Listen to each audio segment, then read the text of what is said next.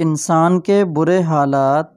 نبی کریم صلی اللہ علیہ وسلم نے ارشاد فرمایا، لوگوں پر ایک ایسا زمانہ آئے گا کہ انسان کوئی پرواہ نہیں کرے گا کہ جو اس نے حاصل کیا ہے وہ حلال سے ہے یا حرام سے ہے۔ جنت میں وہم و گمان سے بڑھ کر نعمتیں۔ نبی کریم صلی اللہ علیہ وسلم نے ارشاد فرمایا، اللہ سبحانہ و تعالی فرماتے ہیں، میں نے اپنے نیک بندوں کے لیے جنت کی ایسی نعمتیں تیار کر رکھی ہیں کہ جنہیں آج تک نہ کسی آنکھ نے دیکھا، نہ کسی کان نے سنا، اور نہ کسی انسان کے دل میں ان نعمتوں کا وہم و گمان بھی گزرا ہے۔ نہ مانگنے والوں سے اللہ ناراض ہوتے ہیں۔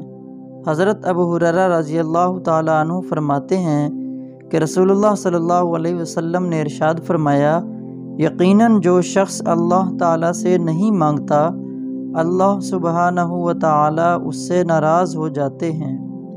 خرچ کیجئے، فرشتے کی دعا لیجئے۔ رسول پاک کا ارشاد ہے، ہر دن میں صبح کے وقت 2 فرشتے نازل ہوتے ہیں، ان میں سے ایک کہتا ہے، اے اللہ، خرچ کرنے والے کو نعم البدل دے، اور دوسرا کہتا ہے، اے اللہ، روک کر رکھنے والے کا مال تلف کر دے۔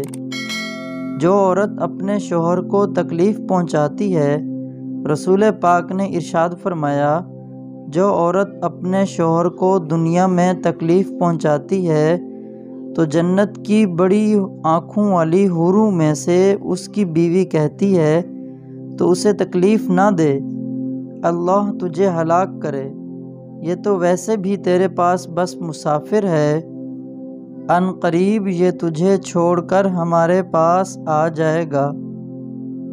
شوہر کو راضی رکھنے والی عورت، رسول پاک کا ارشاد ہے، جو عورت اس حال میں فوت ہو کہ اس کا شوہر اس سے راضی ہو تو وہ ضرور جنت میں داخل ہوگی۔